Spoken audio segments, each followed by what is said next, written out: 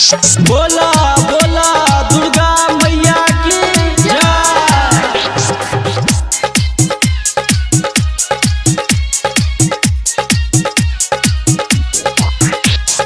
अभी आप सुन रहे हैं जय मां काली रिकॉर्डिंग स्टूडियो फुलपरास चौक से।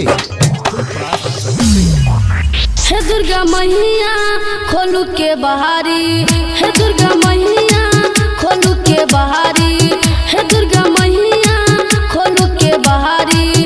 अलो हम देखो तोरा दुआरी, सुनू गे मैया दिल के कोटा से।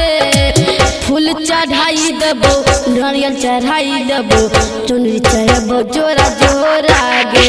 हाँ फूल चढ़ाई देबो, नारियल चढ़ाई देबो, चुनरी चढ़ेबो जोरा जोरा गे। फूल चढ़ाई देबो, नारियल चढ़ाई देबो, चुनरी चढ़ेबो जोरा जोरा गे।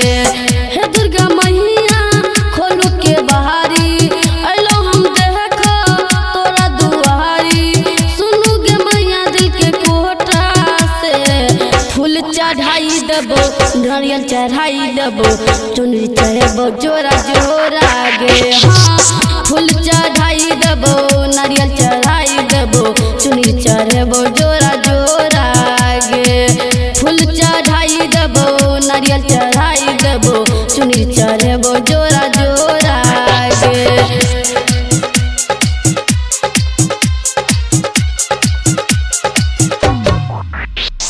डीजे चंदेश्वर पंडित फुलपरास चौक, डीजे चंदेश्वर पंडित फुलपरास चौक।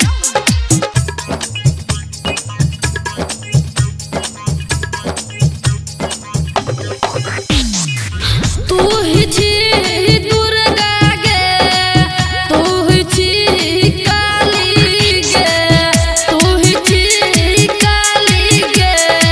हम हो बेटा तोहर छियो, कदना हमरा पताया गे, कदना हमरा पताया गे, कदना देहरी हमरा बेहरी, कदना देहरी हमरा बेहरी।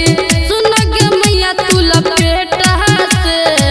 फूल चढ़ाई देबो, नारियल चढ़ाई देबो, चुनरी चढ़ेबो जोरा जोरा गे। हाँ फूल चढ़ाई देबो, नारियल चढ़ाई देबो, चुनरी चढ़ेबो जोरा जोरा गे। फूल चढ़ाई देबो, नारियल चढ़ाई देबो, चुनरी चढ़ेबो जोरा जोरा गे। जय मां काली रिकॉर्डिंग स्टूडियो फुलपरास चौक से। 91 13 90 67 65।